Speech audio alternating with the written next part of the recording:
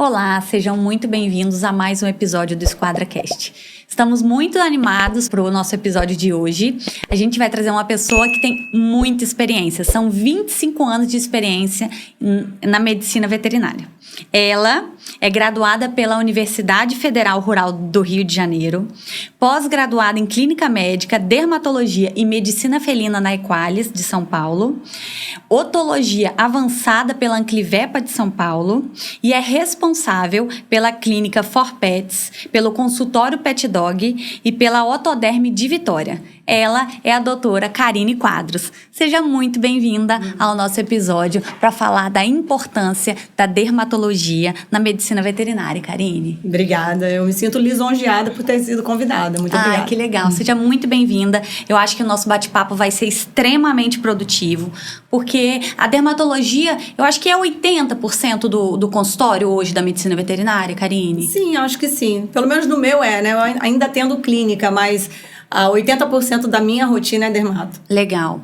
E vamos falar um pouquinho do que é a dermatologia. Eu vejo que na medicina humana a gente já tem muitas especialidades e eu vejo que isso vem colocando cada vez mais pra gente as especialidades, né? A evolução da medicina veterinária, que há 25 anos atrás a gente não tinha nada, né? A gente não tinha nenhuma especialidade. A pessoa geralmente ia num clínico e hoje cada vez mais a gente vê as pessoas direcionando, né, o atendimento para os especialistas. Então vamos falar um pouquinho da dermatologia. Conta um pouquinho da sua história, da sua trajetória desses 25 anos. Por que você se apaixonou pela dermatologia? O que você gosta de fazer, né? Como que é a sua rotina na dermatologia veterinária? Bom, a dermatologia já está na minha vida desde a época de graduação, né? Eu estudei numa universidade onde a dermatologia era muito forte, pela doutora Regina Ramadinha, super conhecida no Brasil inteiro. Então, a minha rotina no consultório da doutora Regina que me fez se apaixonar pela dermatologia, porque ela tinha muita rotina. Desde aquela época, a dermatologia era muito evidente dentro da rotina veterinária. Sim. E dentro daquele consultório, dentro da universidade, eu me encantei. Me encantei pelo diagnóstico que a gente poderia fazer através de um microscópio. Então, não era só o fato de você olhar um animal que estava se coçando ou que estava com lesão de pele. O que estava além dessa lesão, dessa coceira? Era um histórico, uma anamnese, era um proprietário com lesão, era uma família preocupada com o animal. Então, eu fui me encantando por essa área desde então. Só que há 25 anos atrás, né, a gente ainda não tinha as especialidades tão definida. Tinha, sim, mas não era tão definida como é hoje em dia. Sim. Então, durante uma época, pós formação, eu trabalhei em clínica e a dermato estava muito dentro da minha clínica. Então, a maior parte ainda do meu atendimento era dermatologia. E depois, com o tempo, eu fui ingressando por esse lado e vendo que eu precisava aprofundar. A veterinária cresceu, os diagnósticos, meios de diagnóstico. Então, eu senti a necessidade, sim, de me aprofundar. E aí você entra num caminho sem volta, né? Que aí você descobre que ainda tem muitas outras coisas para descobrir. A veterinária cada vez mais crescendo. A parte de dermatologia no Brasil é muito forte. Temos ótimos pesquisadores, temos ótimos professores, ótimas pesquisas, é super conhecida no Brasil inteiro. Então, assim, é um caminho realmente sem volta quando você entra na dermatologia. Que legal.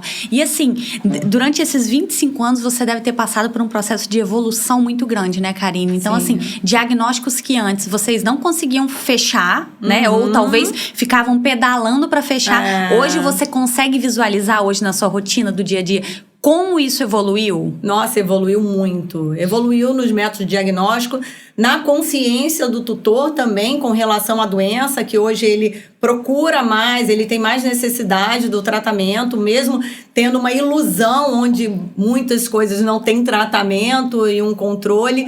Mas a gente tem hoje, eu percebo uma adesão maior do tutor com relação ao tratamento do que antigamente. E a gente consegue meios, até tecnologia, que a gente consegue diagnosticar com muito mais facilidade, né? Doenças que antes a gente não conseguia. Que legal. E você acha que essa evolução, por exemplo, da adesão do tutor, é referente realmente ao conteúdo que o médico veterinário especialista em dermatologia consegue passar, por exemplo, numa segurança, nos métodos diagnósticos? Você acha que isso influencia, sim, na adesão do tutor? Muito. Influencia. Legal. Eu acho que na dermatologia, o mais importante, acho que não é só na dermato, acho que muitas especialidades, na maioria, é você conseguir passar para o tutor aquilo que o cachorro dele tem, fazer ele entender e você entender a rotina dele. Legal. Porque cada doença existe... Vamos falar da mais comum, que é a atopia. Né? A atopia é uma doença sem cura, de manutenção. E cada animal atópico é um indivíduo atópico diferente, responde de formas diferentes e manifesta a doença de formas diferentes. E cada um deles tem um tutor que tem uma rotina diferente. Então, não adianta você falar para ele que ele tem que, durante um dia, 4 vezes ao dia, passar um hidratante no cachorro dele. Ele trabalha o dia inteiro. Ou ele tem 2 filhos, 3 filhos, ou ele não tem uma empregada, entendeu? Então, assim, você tem que entender a doença, entender como aquela doença manifesta naquele animal e como isso afeta a vida daquele proprietário. Legal. Hoje, assim, na verdade, a consulta, então, ela analisa tudo, né? Não só o indivíduo, não só o animal, né? Sim, o indivíduo, como a doença se manifesta nele e como isso afeta a vida daquela família. E você acha que o resultado que vocês têm hoje, ele é diferente por conta desse olhar mais amplo? Porque eu acho que antes, se eu estiver errada, me corrija, no sentido assim antes a gente mais que se preocupava ali, eu vou passar o tratamento aqui pra você, entrega a receita e a pessoa vai pra casa. Hoje eu acho que existe uma preocupação geral, né, num todo. Sim. Você entende que isso realmente é um diferencial também? Total. Esse olhar diferente? Total. Já existem trabalhos que mostram essa resposta ao tratamento de acordo com a adesão do proprietário. Sim. Então, quanto melhor o proprietário entende a doença e quanto mais ele concorda e consegue fazer esse tratamento, melhor é a resposta ao tratamento. Sim, com certeza. Então, para que mostra que não adianta só você entender a doença e você saber o tratamento. Sim. Afinal, a gente lida com pessoas, né? O nosso paciente é o animal, mas a gente precisa que o tutor faça adesão do que a gente está passando, porque senão o tratamento não é efetivo, né? Você tem que comparar muito. Às vezes eu consigo conversar com o proprietário desculpa, eu falo proprietário toda hora, que ainda não tenho... tem que falar tutor agora, né, Karine? Que ainda não tenho essa coisa de falar tutor, foram 20 anos falando proprietário. Sim, mas é a mesma coisa, proprietário e tutor é a mesma coisa, né? É a mesma coisa. Mas eu comparo muito quando eles têm filhos, e principalmente quando eles têm filhos pequenos. Legal. Então, assim, nem tudo é pro seu filho, é pro filho da sua vizinha. Pro seu não vai funcionar. É um indivíduo, né? É um indivíduo, é a personalidade daquela mãe, daquela tutora. Então, depende muito, você vai entendendo. Por isso que a consulta dermatológica, ela não fica numa consulta só. Quando a pessoa chega, que eu vejo que é um caso de atopia, é diferente que quando é um caso de dermatofitose, que você vai tratar, vai voltar. É uma doença com início, meio e fim, né? Exatamente. A atopia não tem início, mas não tem fim. Então, você sabe que eu já aviso o proprietário. Você vai voltar no meu consultório algumas vezes. Você vai voltar algumas vezes até a gente fechar diagnóstico. E você vai voltar algumas vezes para eu entender o que você está conseguindo fazer e não. E como o seu cachorro está respondendo. Legal. Então, eu já aviso que ele vai fazer retorno. Por isso que é importante uma afinidade entre o tutor e você. Que legal. Porque se não houver essa afinidade, é melhor ele realmente procurar outra pessoa. Porque às vezes não significa que o dermatologista ele não entenda ou que ele não saiba tratar. Às vezes é porque não teve um feeling, não teve aquela afinidade entre ele e aquela pessoa. Isso pode acontecer. Sim. Entendeu? Por isso que a dermato, às vezes a gente até entende quando o proprietário vai em um, vai em outro, porque é muito difícil esse tipo de diagnóstico, onde você fala assim, olha, você vai ter que manter pro resto da vida seu cachorro. E aí ele sai, às vezes, com uma receita gigante. Hoje em dia a gente tenta diminuir bastante a receita no início, na primeira consulta, justamente para ele não se assustar e ele voltar. E fazer aos poucos, né? Por etapas, né? Vamos por etapas. Porque ele chega muito ansioso no seu consultório. Ele chega muito ansioso. Então, hoje a gente fala que a gente tem que fazer o tratamento reativo. Faz o mínimo possível, onde você tenha certeza que aquele animal vai voltar melhor. Legal. Que ele não volte 100%, mas que ele volte melhor. Porque já é o primeiro passo que você deu para ficar com aquele proprietário aderindo ao tratamento. E eu acho assim que essa dica que você trouxe é extremamente importante, porque você tem 25 anos de carreira, né, Karine? E eu acho que a gente vê muita formação de médico veterinário, o tempo todo tem gente se formando, e isso a gente não aprende na faculdade, né? Esse cuidado que você precisa ter com o tutor, porque ele é a pessoa que vai transferir o que você está prescrevendo pro animal, né? Na verdade, ele que vai vai fazer aquilo acontecer. E isso eu acho que é uma dica muito valiosa, né? Você precisa ter um cuidado com o seu tutor, que é o seu cliente, né? Então, isso daí eu percebo que se diferencia quem vai pro lado da especialidade, porque a pessoa tem esse cuidado com o tutor, igual ele tem com o paciente, que é o animal, né? Exatamente. Você concorda com isso? Exatamente. Não adianta você falar assim, eu vou fazer veterinário porque eu gosto de animal. Você tem que gostar de animal e de gente. Legal. O animal não vai sozinho no seu consultório. Legal. Isso é extremamente importante, né? Porque a pessoa fala, por que eu fiz veterinário? Não, porque eu não quero mexer com gente. Eu não quero mexer com gente. Vai pra outro lugar. Vai pra outro curso. Vai pra outro curso. E assim, mexer com pessoas, eu acho que não existe nenhuma profissão que não mexa, né? Não existe. Então... Tentei me lembrar agora também, não consegui. Não tem. Se a pessoa mexe com TI, até saindo um pouquinho, né, do nosso bate-papo, mas assim, se ela mexe com TI, ela vai mexer com pessoas, não tem jeito. Não tem jeito. E essa habilidade, né, de você passar o seu conhecimento, de você conseguir conduzir a sua consulta com o tutor é extremamente importante, até para o seu sucesso, né, Karine, na medicina, na sua profissão, na sua carreira, né? Independente da especialidade. Legal. E quando a gente fala de consulta dermatológica, o que está incluso? Por exemplo, a pessoa liga para o seu consultório e aí ela fala bem assim, olha, eu quero levar o meu animal porque ele está com uma infecção no ouvido, por exemplo. Ouvido entra nessa parte de dermatologia até antes da gente ir para esse lado?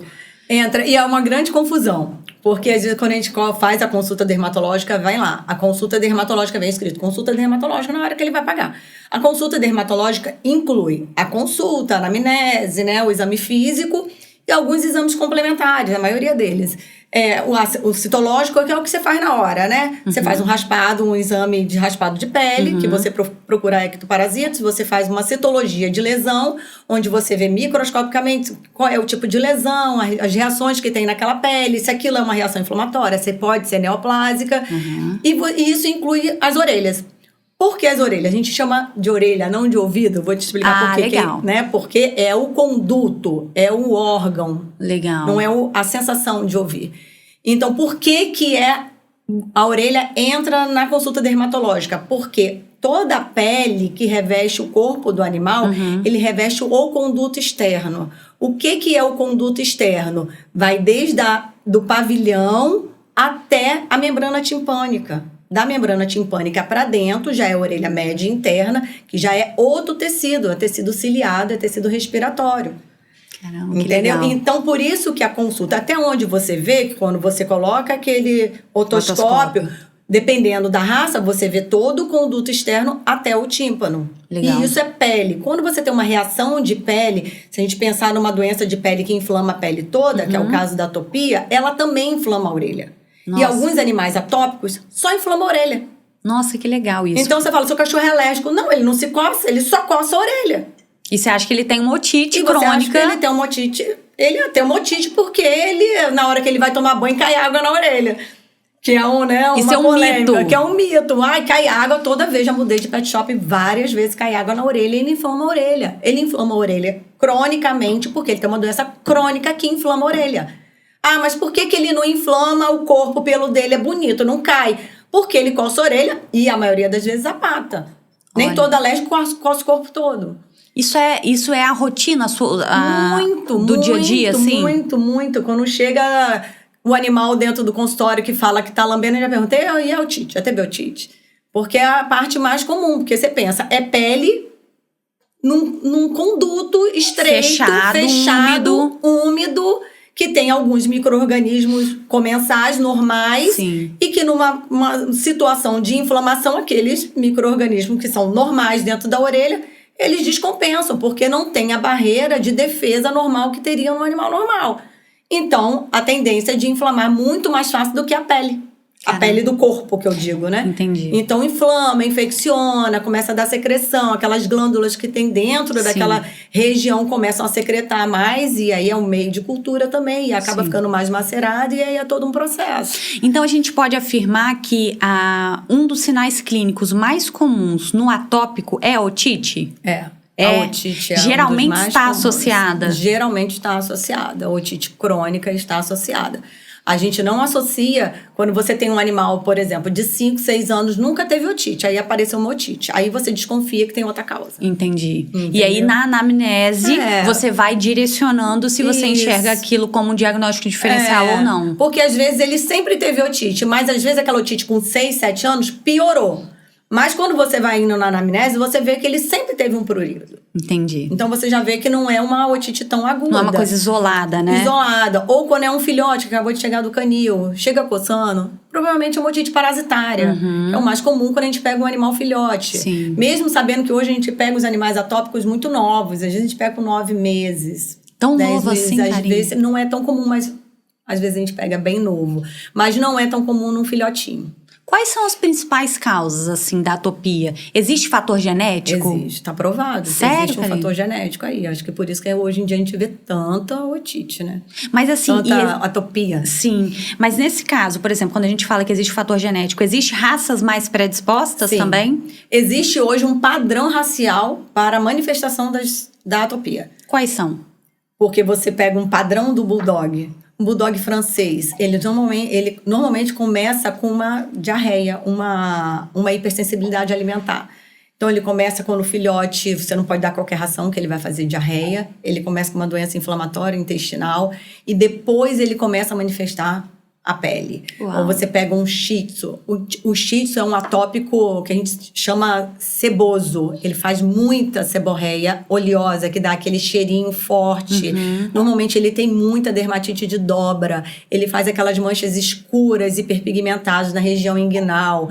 É bem característico do shih tzu. É um cachorro que faz muita disbiose, que a gente chama, muita produção de aumento de malacésia, por isso que dá o cheiro. Sim. Então a gente tem a manifestação dos malteses ou dos poodles com muito prurido nas patas, na orelha. Sim. Então já existe trabalhos publicados mostrando que existe sim um padrão racial para a atopia. Caramba. Então é bem interessante quando você começa a ler esses trabalhos e chega um animal assim para você, pelo padrão racial, você também já faz parte da sua anamnese pesquisar e olhar certos pontos, saber que pergunta você vai fazer, porque nem sempre o cara vai chegar e ele vai ligar a diarreia a prurido, entendeu? Sim. Ou ele primeiro vai chegar com a diarreia, você vai tratar aquela diarreia e você vai ficar de olho, ó, o que vai vir depois dessa diarreia. E isso, assim, eu não tinha conhecimento disso. Eu acredito que muita gente também não tenha, nesse sentido de sinais clínicos totalmente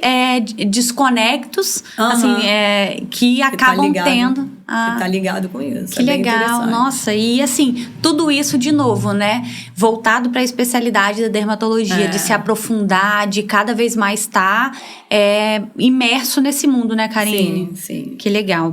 E aí, quando a gente fala de atopia, você falou que existe esse padrão, né, de trazer as principais causas, que é a genética, né? Que você falou, que existem os padrões raciais. Existem alguns outros fatores? Algum outro fator que você lembre, que você possa trazer pra gente? Sim, existem os fatores ambientais, né? Porque a atopia é uma série de alterações que o animal tem na pele que pode se manifestar dependendo do ambiente onde ele vive. Ele pode ter um fator genético, mas ser manifestado a partir de um fator ambiental. Hoje existe a teoria da sujeira, né? Que a gente chama a teoria da vitamina S, né? E isso existe muito no animal também. A gente acha que as manifestações elas pioram nesses animais que são mais mantidos dentro de casa. Então, os animais que eles, quando o filhote tiveram mais contato com o ambiente, eles conseguiram desenvolver um anticorpo de resistência, vamos botar assim, que é o que se faz no tratamento da imunoterapia. Você tenta reverter, porque o que está ligado com a atopia é a IgE. Sim. Então, você tenta reverter na imunoterapia essa IgE para IgG, que é um anticorpo de resistência, né? Que mantém um animal mais estável.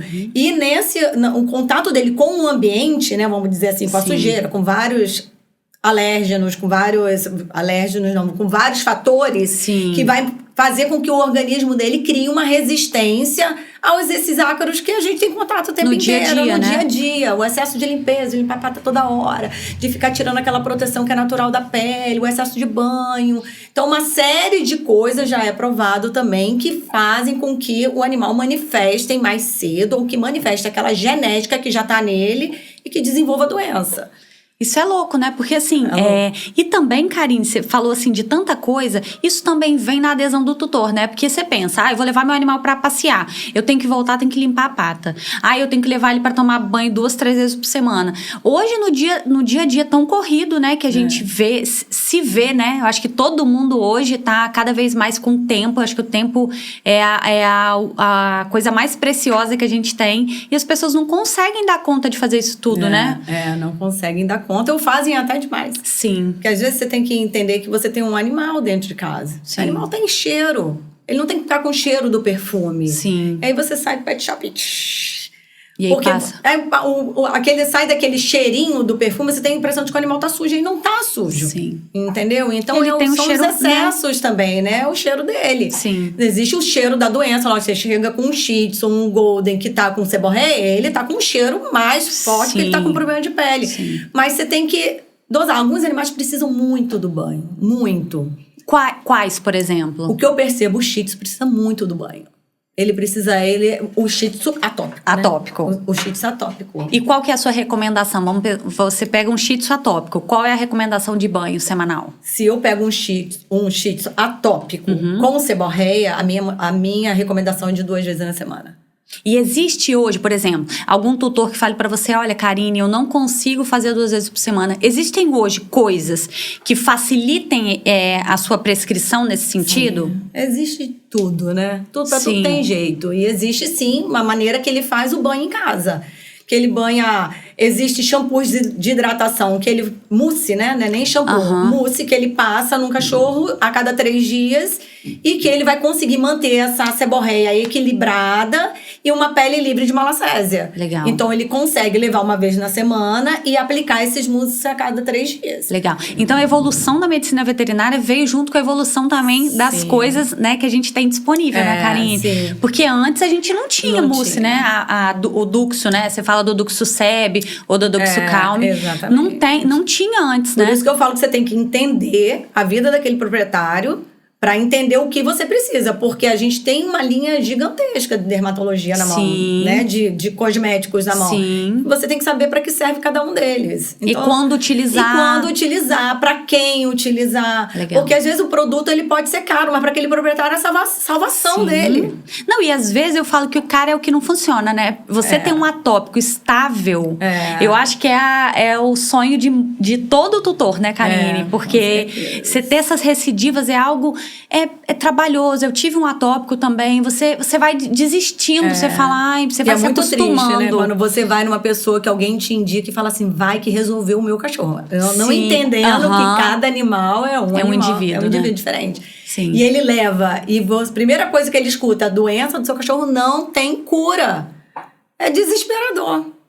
E eu acho que esse alinhamento de expectativas, ele é extremamente importante no momento da consulta, né? Sim. Como que você costuma orientar, assim, os tutores nessa expectativa e realidade, né? Olha, o caso do seu amigo, a gente resolveu, né, de uma maneira X, mas cada indivíduo tem um caminho a seguir. Como é que você orienta isso? Eu vou por partes. Então, assim, eu tento não assustar de cara. Eu tento não assustar ele com a minha receita de cara. Eu tento não assustar ele com um diagnóstico de cara. Eu falo, primeira coisa que eu falo, quando termina, anamnese, tudo, sento, converso, a gente passa por uma triagem. Então eu falo assim, olha, você vai voltar aqui algumas vezes. Porque até eu entender se isso é uma atopia ou não, aí eu vou explicando cada fase, o porquê que ele vai voltar e quantas vezes ele vai voltar. Hoje a gente vai fazer isso, porque hoje isso é urgente, né? Ou ele tá se coçando, tá se machucando, ou ele tá com um cheiro muito forte, ou ele tá com otite que tá chorando na hora que coça. Hoje a gente vai tratar isso, mas não significa que isso é o tratamento do seu cachorro. Entendi. Então você vai voltar daqui 30 dias, depois você vai voltar com mais 15 dias, depois você vai voltar. Aí a gente vai sentar e vai entender o que a gente vai fazer para deixar ele o melhor possível se ele for um atópico. Porque na primeira consulta, a gente faz uma suspeita. A gente não fecha diagnóstico de atopia na primeira consulta. A gente até desconfia muito. Sim, fica como um diagnóstico diferencial principal ali, né? Principal, mas você não fecha que aquilo é uma atopia na primeira consulta. E como que qual que é o processo até você chegar nesse diagnóstico? Quais são as etapas que você considera assim, olha, vamos pegar um atópico clássico. Quais são essas etapas, né? Você já falou que ele vai no seu consultório, você tira aquele problema, né, inicial ali que ele chegou, né? A reclamação não é atopia, né? Às vezes ele chega com otite ou ele chega com um cheirinho mais forte. Tirando o problema inicial, quais são os caminhos até o diagnóstico? O principal é você fazer a triagem. Então, a gente divide a atopia em 3. Né? Não significa que elas não possam estar juntas. Tá. E a atopia, ela vai é um diagnóstico de exclusão. Ou seja, primeiro que você tem que excluir picada de ectoparasitas, né? Carrapato, pulga, mosquito. Você tem que excluir alimentar, que é a mais difícil, a mais demorada, que é 60 dias de triagem alimentar. Entender o que o animal o que o proprietário pode dar para ele que vai te facilitar. Normalmente a gente passa uma ração hipoalergênica. E depois desses 60 dias, dentro desses 60 dias ele volta. Se ele estiver coçando muito, ele volta nos primeiros 30 dias. A gente mantém com uma medicação, porque a gente já entendeu que a gente não precisa deixar o animal 60 dias só numa ração hipoalergênica para saber se ele sofrendo de coceira. Imagina coçar 30 dias. Você pensa, gente. E 60 dias, né? Sim. E aí a gente passa uma terapia antipruriginosa nos primeiros 45 dias. E depois dos últimos 15 dias sem a terapia. E aí a gente compara. Infelizmente, a resposta à ração hipoalergênica, ela não é rápida. Então, a gente precisa de 6 a 8 semanas. Mas aí a gente mantém ele com um antipruriginoso para não ficar esse tempo todo coçando. Né? E o antipulga, ou carrapaticida, ali, algum repelente. Ou uma medicação mesmo.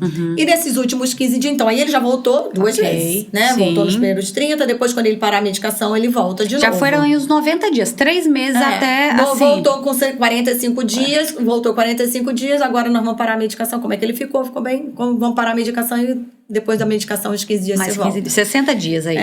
E aí a gente vai voltar, e aí eu falo, você precisa ter uma agenda. O dia que você parou, como que ele estava. Sim. Como que ele estava até parar a medicação. Como que ele ficou nesses 15 dias depois você parou. Com quantos dias ele depois ele coçou. E ali a gente vai entrando, ele também vai entendendo. Ele vai conhecendo, né, o processo, assim. E aí, ali a gente entende que ele é um animal atópico, com sensibilidade alimentar, ou ele é só atópico. Pode ter os pode 3. ter tudo junto, e aí você faz aquele gráfico, vai mostrando isso pra ele. Ele ficou bem com a ração, mas quando parou a medicação, ele voltou a coçar não tanto quanto antes, mas coçou menos, ou voltou a coçar estaca 0, ou parou a medicação com ou sem, não fez diferença, só a ração resolveu. E aí você vai entendendo, né? Porque assim, a gente tem o hábito de fazer a mesma pergunta de várias formas. Sim. Porque a gente tem que deixar a pessoa falar. Não deixar ele falar só sim ou não. Sim.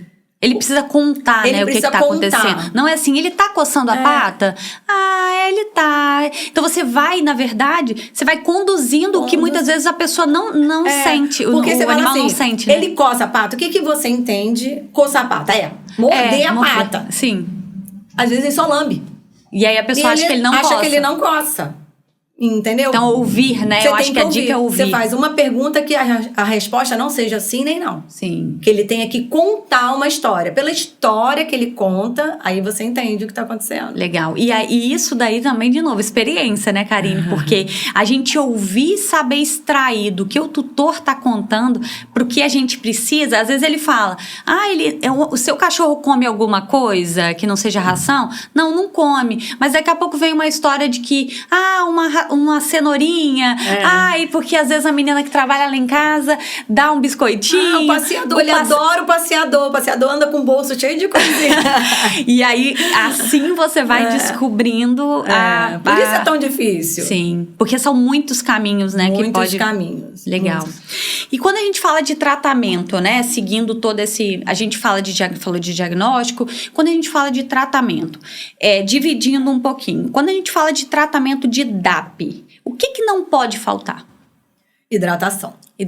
Controle de infecções secundárias e hidratação. Então aí quando a gente fala de comprimidos, né, e pipetas para carrapato, pulga e mosquito, e hidratação junto. Hidratação junto. Legal. E alguns animais, como eu já falei do Shih Tzu, controle de de seborreia. Legal. De Na disbiose, DAP também? Né? Na DAP acontece também, só que menos. Normalmente na DAP acontece muita descamação, né? Mas a DAP a gente fala mais de controle mesmo de ectoparasita. De ectoparasiticida. E aí, quando a gente fala, o que não pode faltar na alergia alimentar, né? Nessa exclusão da alergia alimentar, o controle, a ração, né? O mais difícil. Mais difícil. Não pode que ter seja nada. com alimentação natural, que seja com a ração. Esse é o mais difícil. São muitas pessoas envolvidas, né, nesse processo. Quando tem outros animais também. Ah, entendi. Muito difícil. E quando tem outros animais, o outro entra também nesse tratamento ou... Tem que entrar. Entendi. É difícil separar, né? Às vezes a pessoa consegue. Eu sempre dou a dica, bota no quarto, na hora de comer, porque o cachorro, ele não é igual o gato, que ele vai lá toda hora pra comer pouquinho. Ele vai lá, come e acabou. Acabou. Na hora dele comer, bota no quarto, cada um num quarto, comeu, tirou a ração do chão, todo mundo vive feliz. Sim. É o melhor jeito, né? É o melhor jeito. Só que às vezes o cachorro chega pra você já todo adaptado, condicionado a outras situações. Mas o cachorro é passível, né? Ele se condiciona novamente, eu falo isso. Gente, é igual criança, não tem jeito. Você tem que insistir. É uma nova rotina, né? Porque você tá num novo processo. É igual emagrecer, cachorro. Exatamente. Nossa, é dificílimo, né, Karine? Dificílimo, mas você tem que ter uma rotina. É uma nova rotina. É, uma nova rotina de como você dá a comida. Sim. Né? Que às vezes você tem um cachorrinho, um chihuahua de 2 quilos. O cachorro é uma foquinha, de tão gordinho. Porque a empregada adora o cachorro. E ela demonstra o amor dessa maneira, dando né? Dando a comida, ai, mas eu dou uma cenourinha, casquinha. Eu passei por isso na minha casa. Sim. Minha cachorra, minha Spitz não emagrecia. Eu falei, não é possível, gente. Eu falava pra menina que trabalha lá, Glaucia, o que você dá pra ela? Não, eu dou a comida que você manda colocar lá, aquela quantidade que você falou. Gente, não é possível. Um dia minha filha soltou. Nossa, Mariola adora casquinha de batata. Como assim? Ela fica atrás da tia Glaucia. É igual como meu marido vai cozinhar, ela só fica atrás dele. Ela é a minha sombra. Na hora que ele vai pra cozinha, ela fica lá, igual uma estátua atrás dele. Vai que cai alguma coisa no chão, né? Não cai não, ele dá. Casa de pau, e é isso, né? Isso acontece na nossa casa e na casa do tutor. E eu falo sempre isso com o tutor, pra ele não achar que eu vou falar, nossa, que absurdo. Aí eu conto a minha história. Eu falei, gente, você acredita que na minha casa acontece isso? Eu entendo que vai acontecer mesmo, é difícil. Mas é aquilo, você tem que estar disposto a entender que você não vai ter um animal ou magro ou com uma crise alérgica espaçada. Você vai ter que entender a consequência. Saiu, teve crise, o que aconteceu? Aí você volta, dá aquele passo pra trás e aí começa tudo de novo. Sim. E quando tudo começa a entender isso, é muito legal. Porque o atópico, dificilmente ele vai zerar a coceira. Ele não vai zerar. Essa é a parte, não vai zerar. Ele vai dar uma lambidinha, precisa entender. Como é que tá? De vez em quando ele lambe a pata. Nossa, eu acho ótimo, lindo, maravilhoso, dá vontade de chorar. Nossa, essa palavra sucesso. De vez em quando, sucesso. Que legal. Porque não vai zerar, principalmente pata. Não vai zerar. Né? É característico demais, não vai zerar. Então, ele tem que entender. Aquele tutor ansioso, que ele quer ver tudo 100%, aquele que você sabe que ele vai desistir. Sim. Desistir de você. Ele vai procurar mais 10 dermatologistas para tentar fazer com que aquele, de vez em quando, seja nunca. E nunca vai conseguir nunca isso, vai conseguir. É como uma pessoa alérgica, eu costumo falar isso, né? Não adianta, se a pessoa é alérgica ou o animal é alérgico, o objetivo é você diminuir se manter as crises. Com menos crise possível. Exatamente. Menos crise possível, porque você sabe que vai ter, mudou o tempo, você vai espirrar, você tem uma rinite. Sim. Tava contando que ontem eu tive que tomar um antialérgico, porque eu amanheci toda entupida. Então, assim, você sabe que você vai ter as crises, é igual um animal. E sabe o que desencadeia isso, né? Então, na verdade, eu acho que a consulta é enriquecedora demais, né, Karine? Porque você consegue ali, se a pessoa estiver disposta, ela consegue ter um animal totalmente controlado, né? Vamos colocar assim, não sem crise, mas controlado. O controlado, você tem que entender qual é o controlado pra ele e pra você. Sim. Alinhamento, né? Às vezes chega e fala, nossa, ele tá lindo, abraço cachorro, ai, que maravilhoso. E o tutor acha que ele não tá... Não, mas ele tá coçando um pouquinho. Entendi. O cachorro tá lindo, o pelo tá lindo, cresceu. Igual a queda de pelo, vamos pegar um chihuahua de pelo longo, vai cair pelo. Vai cair. Sempre. Um golden vai cair pelo. Sim. Tá caindo pelo porque ele tá com alguma reação alérgica. Não, a pele tá impecável. Comunicação, né, Karine? Eu acho que é isso, é você falar, você explicar, né? E a gente falou da DAP, falamos da hipersensibilidade alimentar, e no caso da atopia, que é ou tudo junto isso, né? Com as duas, ou a maioria da sua rotina. O que não pode faltar, assim? Não só falando de pele, mas entendendo o indivíduo como um todo. Primeira coisa é o entendimento do tutor, que não pode faltar, senão você nem começa o tratamento, né? Sim. Você nem começa o diagnóstico. Na verdade, já começa a ser difícil pelo diagnóstico, como eu já comentei. E eu acho que o que não pode faltar, além desse entendimento, é um bom controle. Tudo que você falou da DAP serve para atopia, porque um animal atópico, se pegar uma pulga, vai se coçar desesperadamente. Então, começa pela repelência, né, pelo controle de ectoparasitos, e se mantém com a hidratação e se mantém dependendo do animal com controle ou não de antipruriginosas. Então, alguns animais, que não é a maioria, a gente consegue manter eles bem com uma hidratação, um controle de infecção secundária. Sim. Que é o caso do Shih Tzu, por exemplo. Às vezes, Shih Tzu é muito difícil ficar sem medicação, mas às vezes você com um bom controle de banho, de antissépticos, né? Hoje a gente já não usa antibiótico. Pouquíssimo uso de antibiótico oral, né, Karine? Pouquíssimo uso de antibiótico oral, em algumas situações não tem jeito, mas pouquíssimo uso, então é muito controle tópico, e isso inclui os banhos. Para algumas raças é super importante o banho, e o banho vem junto com a hidratação. Então algumas raças precisam muito, outras não. Por exemplo, um Spitz já atópico não necessita tanto de banho, nem pode. Então necessita de hidratação, e a hidratação não na forma de cremes, né, mas na forma de pipetas, de loções, e o controle do Spitz com todo aquele pelo. É um subpelo muito denso, né? Muito denso, faz muita piodermite. Então, o controle é diferente. Às vezes é um animal mais difícil de fazer tópico, porque tem muito pelo, e aí você não acha aquela lesão no meio. E aí você não consegue chegar na pele? Quando você fala de dificuldade, você fala disso? Você não consegue chegar na pele. Então, você tem que pensar no controle mais sistêmico. Então, você tem que pensar numa hidratação que seja mais em pipeta, que você não precisa ficar abrindo pelo e hidratando, menos banho, porque é um cachorro que não tem muito odor. A manifestação da atopia no Spitz é diferente. O Shih Tzu tem muito odor quando é atópico, já o Spitz não tem muito. O Spitz tem muito otite quando é atópico, né? O Shih Tzu também. Quase todos, né? Eu tinha 2, né? Um faleceu, um lá em casa, com certeza atópica. Nossa, muitas vezes a otite do Shih Tzu é tensa, uma das piores, assim, que a gente vê. E hidratação. Eu acho que hidratação é a base. E quando a gente pensa no sistêmico, existe alguma coisa oral que você Você falou de disbiose, né? Eu vi alguns trabalhos falando sobre o uso de paraprobióticos, né? Em pele, alguma coisa nesse sentido. Como é que é a parte intestinal, né? A gente até, no nosso episódio anterior, a gente falou muito com a Carol sobre isso, né? Sobre o intestino ser o segundo cérebro. O que você considera de importância do intestino refletindo na pele? Nossa, né? Isso é muito importante. Hoje a gente percebe isso com uma importância enorme, né, na nossa rotina, em tudo.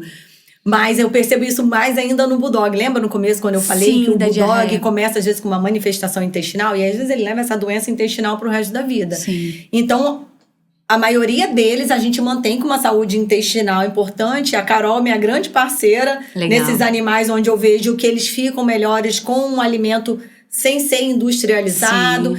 E a relação de ômega 3, 6, biotina nessa alimentação é super importante. Então, a gente reforça uma alimentação que tenha produtos ou vitaminas que vão manifestar uma saúde na pele. Entendi. E a saúde disso também já é provado. Não sei se a Carol falou isso aqui no podcast. Falou um pouquinho, sim. Sobre a saúde intestinal, as células de defesa que tem, e a manifestação e produção de IgE de acordo com a saúde intestinal, que manifesta ou desencadeia aquela genética que já está ali. Caramba. Então, assim, a probiótico tanto na pele, porque quando a gente tem disbiose, quando a gente tem uma atopia, a gente tem um animal que tem uma dificuldade de produzir os peptídeos que fazem essa proteção antimicrobiana na pele. Então, assim, essa disbiose em alguns animais vem em decorrência disso. E a boa absorção intestinal, que tem células intestinais ali, a Carol deve vai explicar isso muito melhor que eu. Mas os enterócitos produzem substâncias e uma proteção que manifesta nessa proteção também da pele. Então, é todo um conjunto. Por isso que eu falo que a consulta, às vezes, ela é gigantesca. Sim. Hoje, muitos dos meus animais eu até encaminho para a doutora Carol. Sim, que legal. Porque às vezes eu percebo que existe uma dificuldade nessa. Um animal que está sempre com diarreia, um animal que não pode sair muito daquela alimentação, que na troca de alimentação eu percebi isso. Sim. Já é um animal que às vezes eu percebo que ele não fica bem no industrializado. Sim. Tá? Não são todos. Porque assim, um animal que come... É difícil a alimentação natural, por conta da praticidade, né, Karine? Exatamente. Eu falo a Carol isso falou, trouxe muito isso a também. Praticidade. Né, existe benefício, né, ônus e bônus. Exatamente. A vida do tutor. É muito corrida. É muito corrida. Então, aí eu acho que vem na anamnese, assim, o tutor que você pode direcionar para uma alimentação natural e o tutor que não consegue, que não tem como, né? E aí, quando a gente fala na sua prescrição, você usa simbiótico, você usa probiótico para tratamento de atopia? Sim, uso bastante. De maneira rotineira, assim, como que você... Depende da manifestação naquele animal. Se é um animal que eu percebo uma manifestação intestinal também, aí sim. A gente usa bastante os probióticos, os simbióticos, né? Sim, legal. E aí, e o tutor adere, ele consegue entender essa conexão? Consegue. Legal. Ele consegue e mais entender. algum suplemento que você usa? Então, a gente falou de controle de ectoparasiticida, de hidratação, então, para pele, né? E com banhos, tópico, com mousse. A gente falou de uso de probióticos e simbióticos quando a gente... quando você enxerga, né, aquele sinal clínico intestinal. Quando não tem sinal clínico intestinal, você não considera entrar com probiótico. Não de cara. Sim, não é o primeiro. Mas não porque não exista benefício. Não porque para a receita não ficar muito grande. Entendi. Porque você quer Talvez tirar... aquele primeiro momento não é a prioridade. Perfeito. E depois algum outro suplemento que você usa, igual você falou de ômega 3? Uso bastante. Ou a gente tem a facilidade de ter uns ômegas em petisco. E o cara tem necessidade de dar petisco pro cachorro. Legal. Se aproveita que ele vai dar o petisco e dá um petisco. Legal. Que vai trazer um benefício para ele. Sim. E isso é bem interessante. Talvez não nesse primeiro momento que eu falei com você, para a receita não ficar muito grande. Mas quando o animal está controlado... Sim. E às vezes, dependendo da manifestação inicial, a gente percebe que ele precisa suplementar. Aí a gente entra também. Entendi. Você considera que a imunidade está totalmente ligada a essas manifestações alérgicas, Karine? Assim, um animal geralmente com sistema imunológico comprometido, um animal que fica muito doente, que fica com muitas crises, né? Você acha que a imunidade está totalmente relacionada a isso? A reação à doença atópica, ela é uma manifestação imunológica. Sim. Só que é de um animal imunologicamente ativo. Porque você tem uma manifestação, o organismo reconhece aquele alérgeno, aquela substância ou aquele ácaro que seja, como algo estranho. E começa uma reação imunológica em torno disso. Liberação de várias citocinas inflamatórias, e isso inflama, desencadeia uma reação que resseca a sua pele, que destrói sua pele, diminui a produção de peptídeos antimicrobianos. Então, é uma reação imunológica. Só que a gente está falando de uma hiperatividade.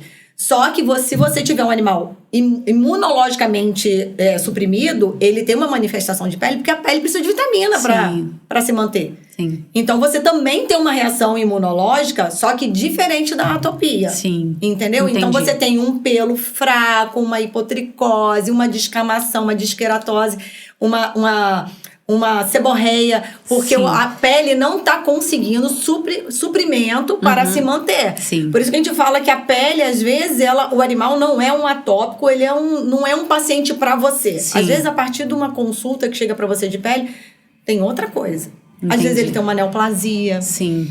A pele é como se fosse um espelho, É um espelho, exatamente. Às vezes ele tem uma doença inflamatória intestinal, que ele não é atópico, mas ele está manifestando ali na pele. Ali na pele, né? O intestino não está conseguindo dar um suporte. Doenças endócrinas também, né, Karine? Muito comum, doenças endócrinas, muito comum. Faz parte do nosso diagnóstico diferencial, dependendo da raça, dependendo da idade. A doença Do endócrina... tipo de manifestação também, né? Sim, muito comum. A endocrinologia anda muito junta com a dermatologia. Que legal, Karine. E falando de dermatologia, né, que é o nosso assunto principal, a gente traz um pouquinho, eu queria que a gente citasse, porque eu acho que entra como diagnóstico diferencial, no caso da consulta dermatológica, as zoonoses, né, que são as doenças dermatológicas transmitidas para os humanos, né? Vamos citar de maneira breve quais são as doenças que entram como diagnóstico diferencial numa consulta dermatológica, Karine? Quando a gente pensa em zoonose, a gente pensa, se a gente pensar um animal que foi resgatado ou um animal filhote, a gente pensa nas parasitárias, né? Na escabiose, que é a sarna. A gente pensa na sarnotodécica, por mais que não tenha manifestação na gente, mas que pode também vir pra gente. A gente pensa na esporotricose, que é a doença mais falada ultimamente. Nossa, como tá? Todo mundo que veio aqui no nosso SquadraCast comentou sobre isso, falando assim... Já chegou aqui no Espírito Santo, rompeu barreiras de bairro, de nível social, não tem mais isso. Qualquer lugar tem. Uns mais, outros menos. Sim. E bem perigosa, Sim. né? Uma doença, uma zoonose bem agressiva, né, Karine? De difícil tratamento, Sim. né? Oneroso. Sim. É bem preocupante. Sim. Temos a leishmaniose, subdiagnosticada. Transmitida por um mosquito, né? Eu falo que é tão difícil porque é uma coisa que você não consegue controlar. Eu achei uma pena, assim, que nesse andaço de dengue, todo mundo perguntou muito de dengue, cachorro pega dengue, mas esqueceram de falar da leishmaniose, entendeu? Sim. Muitos veterinários dando entrevista, eu percebi assim, não tem dengue, né? Mas tem a leishmaniose. Sim. Aí, tipo assim, a pessoa não dava sequência. Às vezes a pessoa queria falar... Ela só cita e pronto, né? Vitória, o Espírito Santo não é endêmico. Gente, já fala hoje, não existe região no Brasil que não seja, entendeu? Que louco, né? Que tá livre de leishmaniose, não que seja endêmico, mas que está livre de leishmaniose. Não, e a gente vai deixar ficar endêmico. Sim. E assim, é uma coisa muito básica, né? O uso de um Vectra 3D, que é um produto para repelência. Que todo mundo usa pra controle de carrapato. Sim, sem dúvida. Todo mundo usa, quem tem cachorro, que não seja um dermatopata, que não tenha... Mas vai no consultório, numa consulta pediátrica, eu falo isso porque eu sou clínica. Então, quando chega no meu consultório um filhote, né? Tem que orientar, né, Karine? Tem que orientar. Seu cachorro vai começar a ir na rua depois das últimas vacinas, e vai começar a ir no banho tosa. Tem que fazer prevenção. Como que é melhor para você? Você tem a opção de pipeta, você tem a opção de comprimido, você tem várias opções. Sim. No caso pipeta é tão fácil. Sim, e no caso da repelência, eu acho que só tem pipeta e coleira, né? Só tem pipeta e coleira. Então, e aí tem que usar. Você orienta e você tem muita dificuldade da pessoa entender. Sério? Porque ele não escuta. Sim. Ele só entende quando ele começa a escutar aquilo várias vezes. E não é visual, né? Eu vejo a maior dificuldade, por exemplo, quando a gente fala, meu cachorro tem carrapato e pulga. Eu tô vendo o carrapato, eu tô vendo a pulga. Né? O mosquito, você não vê ali picar. Não, às vezes você vê no seu cachorro, você até nem assusta, mas se você vê andando na parede, você entra em desespero. Exatamente, porque ele toma uma proporção enorme, né? Aí a pessoa quer comprar qualquer comprimido e dá. Mas e eu falo, a prevenção é sempre a melhor opção, né? Sempre. E às vezes uma coisa é barata. Né? Assim, a pessoa esquece que foi orientada, porque muitas vezes a gente fala, e é tanta, e eu nem culpo o tutor, porque é muita informação, sabe?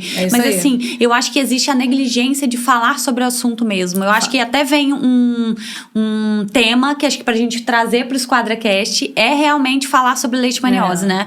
Que aí vem associado. É uma doença muito extensa, difícil diagnóstico, porque ela pode... Zoonótica, né? Então, perigosa, transmitida por um mosquito que você não tem controle. Não adianta, eu moro num apartamento no 12º andar, o mosquito voa. Entendeu? Não consegue controlar, Não consegue controlar. E quando você não consegue controlar, você tem que prevenir, não tem jeito. E o Espírito Santo tá no meio de regiões endêmicas. Super. No meio. Belo Horizonte descontrolado, Rio de Janeiro descontrolado. Eu tenho amigos no Rio de Janeiro que tem 70 animais em tratamento. Nossa Senhora. Tá assim, e tá aí do lado, né, Karine? Do lado. Se você ver as fotos, dá vontade de chorar, coitado. E não tem cura. Sim. Não tem cura. Isso eu acho que a gente precisa falar mais, né? Eu acho que nós como médicos veterinários precisamos assumir essa responsabilidade, né, Karine? Que nem tudo é alergia. Sim. E aí ele fica, não, é a coceirinha. E às vezes não entra como diagnóstico diferencial a leishmaniose, A leishmaniose. E a gente recebe muito animal de outros estados, né? Então, aí o pessoal que compra cachorro no Rio, que compra em Belo Horizonte e que, nunca saiu daqui, aqui não tem leishmania, ele pode nascer de uma mãe positiva. Sim, olha Meu só. último animal era de uma mãe positiva, ele veio pra cá filhote. Caramba. Manifestada uma lesãozinha no nariz. Uma lesãozinha no nariz. E assim, é algo que é só a prevenção, né? Assim, Só prevenção. Pra você bloquear uma doença extremamente agressiva. É. Enfim, isso eu acho que é um tema pro próximo episódio. Porque se a gente for trazer a leishmaniose aqui... Não para mais. Não para mais. E assim, eu acho que a gente tá chegando ao fim. Então, assim, acho que foi extremamente rico, Karine, assim, quanta informação você trouxe. Eu acho que se você tá assistindo a gente, né, deixa seu like, comenta, coloca os assuntos que vocês querem que a gente traga, porque isso é extremamente enriquecedor. Eu acho que para você, como especialista, né, em dermatologia, com 25 anos de experiência, coisas aqui que você traz que são extremamente ricas, né? Então, uma anamnese bem feita, quando a gente fala de principais doenças, diagnóstico diferenciais, padrões de raça, né? Então, assim, eu acho que são coisas que são extremamente ricas, tanto para o tutor como para o médico veterinário. Às vezes é aquele médico veterinário que não consegue hoje fazer uma especialização porque está no início da carreira ou porque talvez não tenha se atentado que a dermatologia é um carro forte, né, na medicina veterinária, ou talvez não goste, mas atenda, né, a dermatologia. Então, queria te agradecer imensamente. Eu amei. Muito amei. Ficaria até amanhã. Quem conhece a gente sabe que a gente ficaria mesmo. Ficaríamos mesmo aqui. Então, muito obrigado por aceitar nosso convite. Com certeza a gente vai ter outros episódios aqui. Muito obrigado. Foi extremamente rico. Obrigada a você, eu amei. Obrigada mesmo. E se você gostou, né, não deixa de curtir. Eu te agradeço por ter acompanhado a gente até aqui. Um beijo e até o próximo episódio.